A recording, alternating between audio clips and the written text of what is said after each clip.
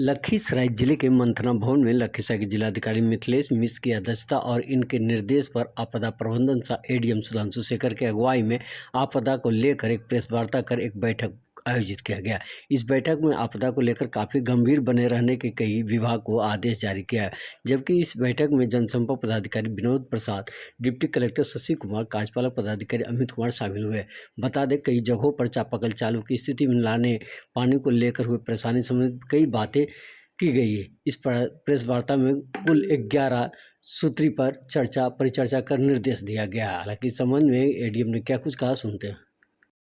आज समाहरणालय लखीसराय में जिलाधिकारी के द्वारा लू और गर्मी से बचाव के लिए क्या तैयारी की जाए उसकी एक बैठक की गई थी और बिहार राज्य आपदा प्राधिकरण के द्वारा ये संभावना व्यक्त की गई है कि इस बार बहुत ज़्यादा अप्रत्याशित गर्मी पड़ेगी। तो गर्मी में जो हमारे वल्नरेबल सेक्शंस होते हैं, खासकर स्कूली बच्चे, छोटे बच्चे, महिलाएं, पशु और जो यात्री हैं, उन लोगों को पानी की कमी न हो, कहीं भी पेयजल की शीतल पेयजल की कमी नहीं हो। इसके लिए कार्यपालक पदाधिकारी नगर परिषद क्षेत्र को और सभी अंचल अधिकारी को कहा गया है कि अपने अपने क्षेत्रों में प्याऊ की व्यवस्था सुनिश्चित करें। अंचल अधिकारी को विशेष रूप से कहा गया है पीएचईडी के साथ समन्वय रख करके वो ये देखें कि कहीं भी कोई चापाकल खराब नहीं हो। पीएचईडी के द्वारा उसका डेली रिपोर्टिंग उनसे लिया जा रहा है कि प्रत्येक दिन वो चलंत जो उनके जो दल है जो रिपेयर करता है, उसने कितने का और कहाँ कैसे उन्होंने रिपेयर किया और जहाँ आवश्यकता होगी वहाँ पर और भी व्यवस्था की जाएगी और पशुओं के लिए कैटल ट्रफ की व्यवस्था की गई है ताकि वहाँ पर उन लोगों को पानी का उपलब्धता सुनिश्चित की जा सके। स्कूल जो है, स्कूल को कहा गया है कि 11:30 से पहले, जैसे ही शिक्षा विभाग का निर्देश आ जाता है उस तरह से कि वहाँ पर स्कूल जो है 11:30 से 3:30 के बीच में स्कूल 11:30 से पहले बंद हो जाए। और जो मजदूर जो काम करते हैं, श्रम अधीक्षक को बोला गया है कि वो मजदूर को 11:30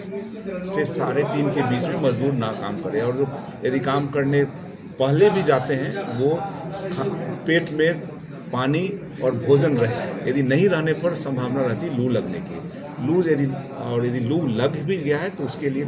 सदर अस्पताल को और विभिन्न प्रखंडों के जो अस्पताल हैं वहाँ पर कहा गया है कि जीवन रक्षक ORS और विभिन्न जीवन रक्षक दवाएं रहे। और साथ साथ जो पशु को भी यदि लू लगता है तो उसके लिए पशुपालन पदाधिकारी को कहा गया है कि जो हमारे TBOs हैं और जो हमारा चलंत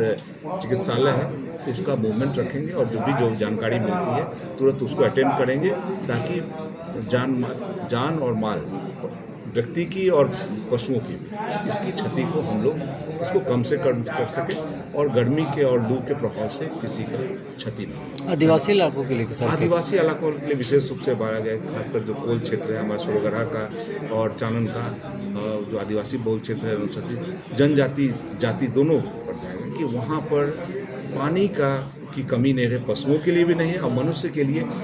कोई भी चापाकल वहाँ पर वो लोग सर्व करें, कोई खराब नहीं रहे। और यदि आवश्यकता करें तो जिलाधिकारी से अनुमति लेकर के यदि नए चापाकल की आवश्यकता होगी तो वो गाड़ने की व्यवस्था। लेकिन सर, तत्काल दर्जनों गाँव ऐसे जहाँ पानी नहीं मिल पा रही है, गंदगी पानी पीने के लिए मजबूर है लोग। गंदा पानी यदि आप उसका लिस्ट उपलब्ध कराएंगे तो हम लोग इंश्योर कराते हैं कि वहाँ पर कि वैसे पीएचईडी के द्वारा वहाँ पर शुद्ध साफ पेयजल की व्यवस्था है। वैसे अब नल जल के माध्यम से कोई भी ऐसा पंचायत नहीं है जहाँ पर कि हमको शुद्ध पेयजल की व्यवस्था नहीं हो। यदि आप सूची देते हैं तो इसको हम जरूर जांच करवाएंगे। सर, पानी बचाव को लेकर के क्या कदम उठाया जा रहा है? पानी बचाव के लिए देखिए, इसके लिए तो जल जीवन हरियाली में बार बार हम लोग जोड़ रहे हैं कि जल है तो जीवन है, तभी हरियाली। तो ये तो पानी बचाना तो हमारा एकदम नैतिक दायित्व, पुनीत कर्तव्य है। यदि हम पानी नहीं बचाएंगे तो जिस तरह से जल स्तर नीचे जा रहा है वो पानी के लिए की समस्या हाहाकार होना स्वाभाविक है। तो इसके लिए ये तो एक अलग, आज की बैठक एक अलग थी, लेकिन एक नॉर्मल डेज में भी हम लोग इसका सेंसिटाइजेशन प्रोग्राम चलाते हैं कि पानी का